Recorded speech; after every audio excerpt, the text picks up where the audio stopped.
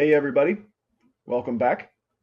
I have a quick video for you today, at least I hope it will be. I'll try not to ramble too much, but this has been bothering me for a long time.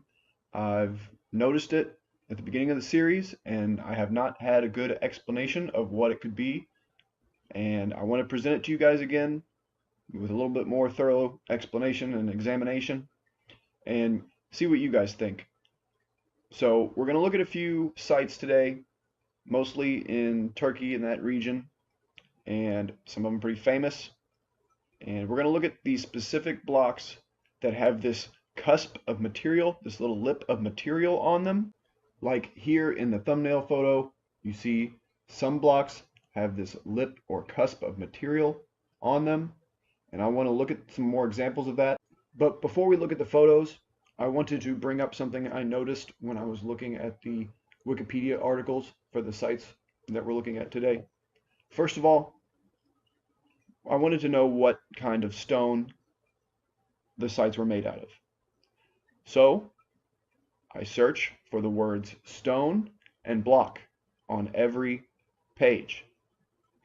Now on Baalbek, we get lots of hits for stone. And down here in the ruins section, you can see was constructed from local stone, mostly white granite and rough white marble. When you go over to block, you only get a few hits, but still talking about the block in the quarry. But then something interesting happens when you look at these other sites. Arykanda has no hits for stone and only one hit for block, and that's talking about a block that was discovered, single block they're discussing. And above that, you'll notice they are talking about marble, but they're talking about an interior that was lined with marble, covered with marble. Olympos, no hits for stone, no hits for block. This one's kind of hard to pronounce. It's Aizanoi, Aizanoi. One hit for stone down here, tombstones, and no hits for block. Ephesus, Turkey, 2 hits for stone. Now, the first one talking about stone to death, and the second hit talking about this stone carving of the goddess Nike over here. 2 hits for block. The first one talking about blocking the sewers, and the second talking about the ruins of the temples being used as building blocks for new homes. Yeah, we know that. So if anyone finds any information on what the blocks are made out of at these sites, I'd appreciate you sending me that information so I can include it. So let's look at some photos here and just try to ask questions. What's going on with these places? So first, this Aizanoi. I've circled some of these. I sent a few of these to Charles Koss. He thought they were interesting too.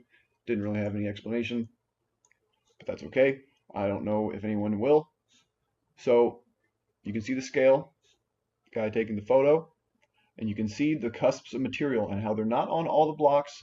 It's not a uniform distribution, and it's kind of a sloppy, crude, it looks like oozing cement. That's what I'm going to say. Arykanda, this is a really good close-up photo, as close as I can. You can see the faint traces of bevels on these blocks. I think these are all bevel blocks. And then they transition into these lipped stones. Now again, it's not quite uniform distribution. Some have more protruding than others. It seems to be thicker on some rows than others as well. So what I'm proposing is that these are not cornice elements, not decorative cornice elements that are heavily eroded or broken off, because the dimensions on these protrusions would match up better and they'd be more uniformly distributed. Also, if they were just horizontal decorative motifs, you'll see up on this top block, it appears, I know it's a little grainy, but it appears that this margin goes all around the block, not just on the horizontal edges. So I think it's more a characteristic of the block. I think it is a processing byproduct of the way they made the stones, just like the bevels are a byproduct of the processing technique. Also, just for reference, at Arykanda we have polygonal stonework right next to finely dressed blocks here and on this side of the theater as well. We don't see almost any instances of the blocks with the lip of material in these portions. It's only in those Acropolis structures, the higher up structures it seems. Now we'll look at the seats of the theater. I think these are deliberate, these lips of material here. This was intentional. This is a decorative edge, and it was originally on all of the seats, and where they are missing now, they are broken off. I think everyone has to agree with that because they are so uniform and they are on almost every seat, and it's pretty obvious to see where they used to be and the instances of where they've broken off. Now, I want to go ahead and jump over to Olympos, Turkey, because there are some things that I want to compare between Olympos and Arykanda. First of all, right away, you guys see the blocks. I can't zoom in on this one, sorry. And notice the gate on this one, the doorway, the incise motif. This is very, very similar to the one at Arykanda. It just doesn't have the figurative element at the top, but otherwise it's almost identical. The embellishment at the top is slightly different also, but shape-wise, dimensions, proportions, the motifs, very similar, and they're in association with these very strange blocks. Again, here you can see that not all the blocks have them. The ones that do have them, they're different dimensions and amounts of material. Very strange, right? Now here's something very important I want to point out to you guys. If you go looking for photos and maybe you see something that looks anomalous in the photo, you have to consider that the photos may have been altered. For example, here on the left, this photo has been altered to make it a very nice, attractive background photo, but it is not accurate to what the site is. On the right, I will show you that this is the exact same gate. You have the block with the lower lip material here, with the hole there. That is this block here, and this hole here. The broken off cornice element at the top is the exact same. The weathering, the staining is exactly the same. These are the same gates. But in the left-hand photo, something very strange happens around where the watermarks are. You can see the person has copied and pasted parts of the wall to make the wall look wider and to make it a more attractive photo. I can't zoom in any farther. Doesn't matter. I'd rather not promote this anymore. Just look here and you can see some of these angles, these seams of the blocks don't line up. Of course, that looks strange, doesn't it? That's because it's not accurate. It's not real.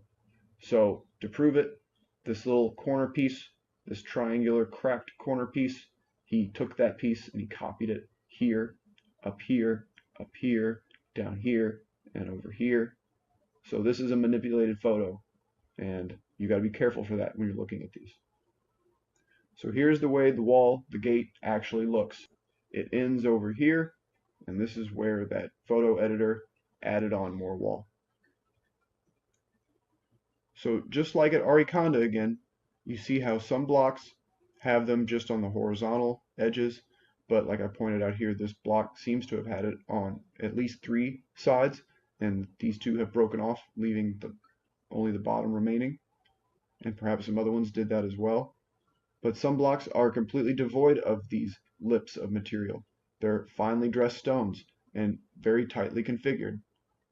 The dimensions, the coarse dimensions here, especially like this one, look how small this one is, and the small dimensions of these stones, the square, then a rectangular stone, and then above and below it, much larger rows, and then again alternating to back to thin, back to thick. Not quite a uniform technique, but there are several bands of thinner courses of stone in the wall. An interesting execution. So real quick again, this gate, look at the motifs, and then that gate at Arykanda. in its motifs, the incised motif, very elaborately decorated, very, very elaborately decorated. Look at the top and the filigree. Rivals Baalbek, I think. Very similar to Baalbek in level of detail. So speaking of Baalbek, let's get right to Baalbek. Now, I'm going to focus on the lip stones at this site. I have some things I want to say about this site. Thanks to Brian Forrester for putting up some great new footage. I hope everyone goes and looks at those videos and maybe reads my comments. But today, let's focus on the same stones again. Here they are. I'll zoom in again. Some of these not so great, but I think they're good enough to show what we're talking about. Are these decorative cornice blocks, or are these irregular byproducts of block making? They are uniform, fairly uniform, maybe missing some pieces, maybe damaged. But I'm not quite sure because, again, they are not on every single block. Again, like behind this column, they seem to stop. So only this section has it, and only this section of wall over here has them. We'll look at more examples. Now we're up on the platform. Look a little closer. Is that a decorative, intentional thing, or is that a byproduct? And you can see some of the other stones, most of the other stones do not have them. Maybe some, hard to tell. But like in the previous photo, you see there may be a few in these lower courses here, like this row, and then the other ones are over here. Really old photo, just this part of the block. Interesting, right? None of the rest of it seems to have it, or at least not as much as right here. Is it broken off?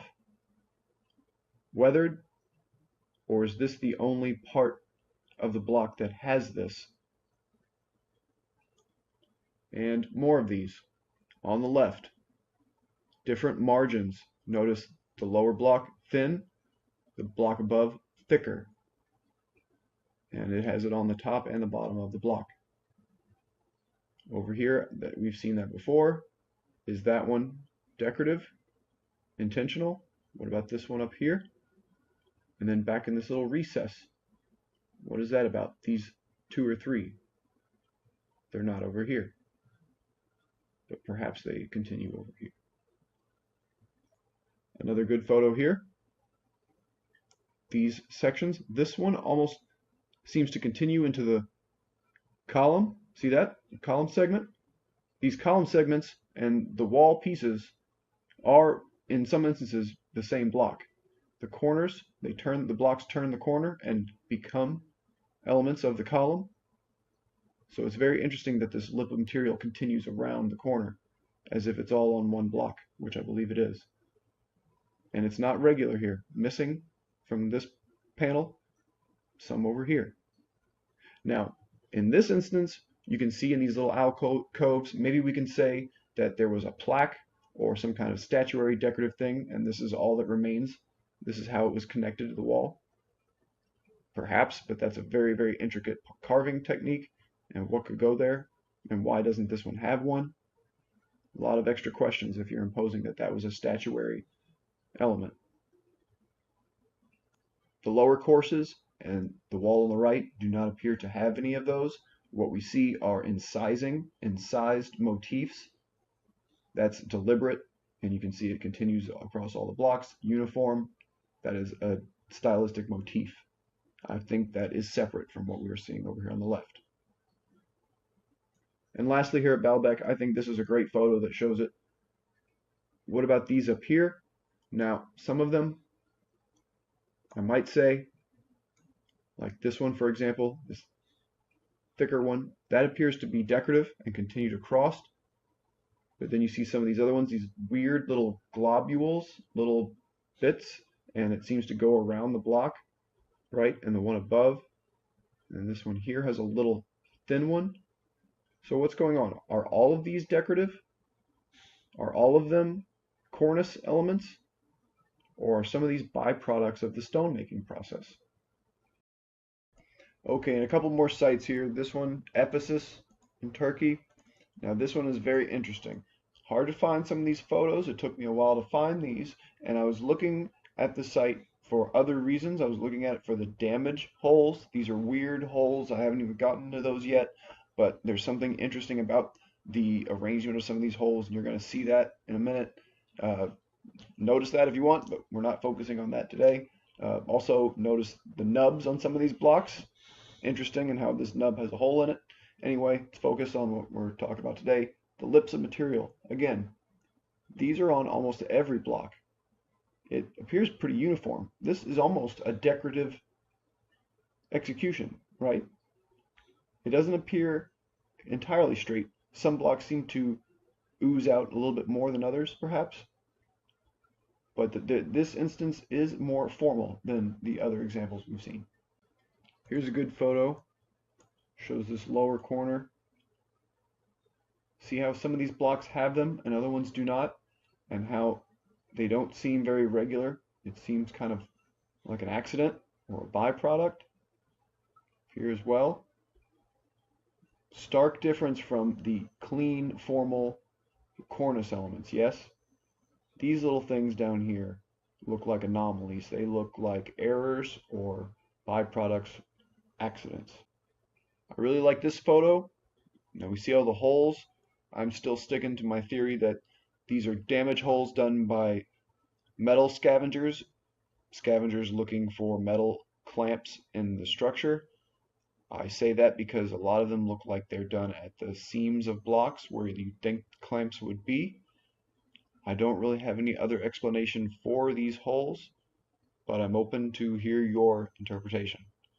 Now, as far as the lips of material on these blocks, the lower courses, it looks pretty uniform, doesn't it? That looks pretty intentional, pretty deliberate. I'm not sure as it goes up the structure though. Was all this meant to have that same decorative incisement? It kind of stops abruptly over here. I'm not sure what's going on. Is this defacement of what it originally was? Is that what the holes are about? A lot of questions with this photo. It's really interesting though. And again, I don't even know why I put a red circle around this, because it's the whole photo, you get it.